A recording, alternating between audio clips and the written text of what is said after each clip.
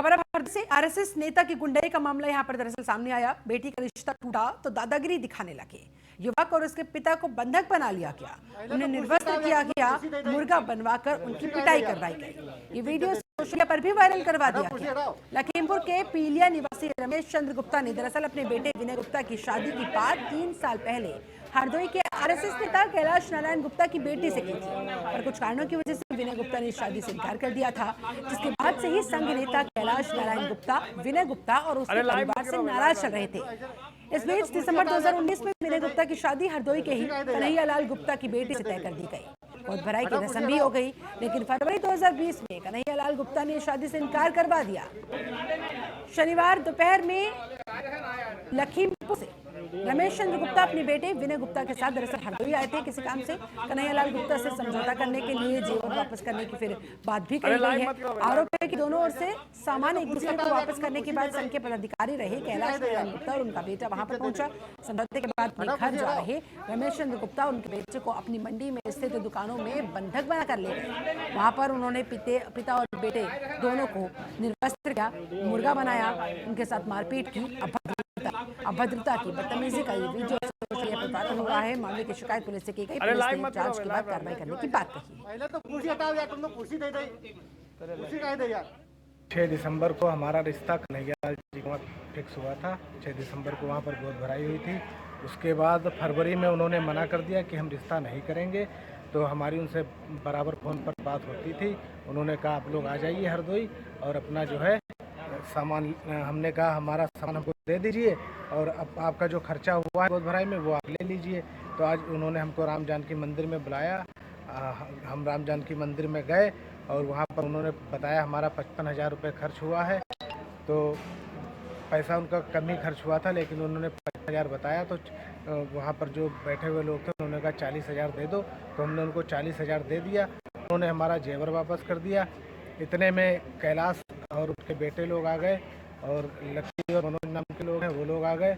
उन लोगों ने हम लोगों को राम जानकी मंदिर से पकड़कर अपनी आड़त पे ले गए, दुकान पे। वहाँ पर हम लोगों को निर्वस्त्र कर दिया, मारा पीटा और बहुत ही बेइज्जती हम लोगों की की। उनसे क्या वजह थी? वो पहले हम अपनी बेटी का रिश्ता हमारे लिए लेकर आए थे, उनकी बेटी हमको पसंद नहीं आई थी, तो हमने शादी के लिए इनकार कर दिया था। उसी की खुंदक आज उन्होंने हमसे निकाली है कि हमारी बेटी से रिश्ता इन्होंने क्यों नहीं किया। किसको मारा है? हमको मारा और हमारे पिताजी को मारा। ये लखीमपुर जनपद के पलिया कला से कुछ लोग यहाँ आए थे जिनकी बेटे की शादी का प्रकरण यहाँ तय हुआ था और कैंसिल होने के बाद आज इनका लेन देन हो रहा था। उसी बीच में पूर्व में भी इनकी शादी तय हुई थी यहाँ ही किसी दूसरे मंडी के आड़ती के बेटी से। उसी में मारपीट हुई है और इस संबंध में कुछ लोग यहाँ कोतवाली पर मौजूद हैं जो तहरीर देंगे और तदनुसार कार्रवाई करेंगे।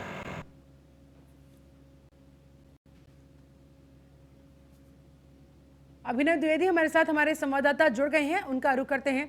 अभिनव, ये सब कुछ वहां पर हुआ, जिस तरीके से यहाँ पर आरएसएस नेता ने गुंडई का परिचय दिया, उसके बाद क्या पुलिस तक मामला पहुंचे जाने के बाद कोई कार्रवाई अब तक की गई है या फिर पुलिस भी आरएसएस नेता की गुंडई के आगे नतमस्तक नजर आ रही है?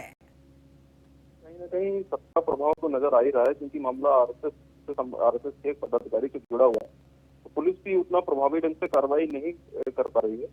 3 साल पहले जिस बेटी का रिश्ता किसी कारण वो टूट गया था, लड़के ने मना कर दिया था, उसका 3 साल बाद आरएसएस के जो पदाधिकारी रहे, कई पदों पर व्यापारी नेता रहे, गुप्ता जी, उन्होंने अपने दुकानों पर जिस तरीके से पिता पुत्र को बेइज्जत किया, उनको निर्वस्त्र कर दिया, उनको मुर्गा बना दिया, जिस तरीके से उनकी बेइज्जती करी, वो बहुत ही खंडनीय है।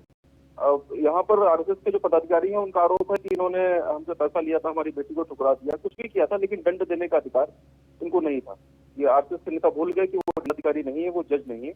अगर उनको किसी तरीके से कानूनन कोई दिक्कत थी तो उनको पुलिस में शिकायत करनी चाहिए थी, जिसकी 3 साल तक उन्होंने पुलिस में किसी भी तरीके की कोई शिकायत नहीं की। और जब कल उनको मौका मिला तो उन्होंने दोनों पिता पुत्र की सरेआम इतने सारे लोगों, हजारों लोगों के सामने जिस तरीके से बेइज्जती की, वो कहीं पर से भी ठीक नहीं कहा जा सकता है। और पुलिस के ऊपर भी इस बात का पूरा दबाव है, क्योंकि मामला संघ से जुड़ा हुआ है। प्रदेश में बीजेपी की सरकार है, केंद्र में बीजेपी की सरकार है, कई सारे राजनीतिक हस्तक्षेप भी इस मामले में हो रहा है, तो पुलिस भी उतने प्रभावी ढंग से कार्रवाई नहीं कर पा रही है। शुक्रिया आपका इस पूरी जानकारी को हम तक पहुंचाने के लिए।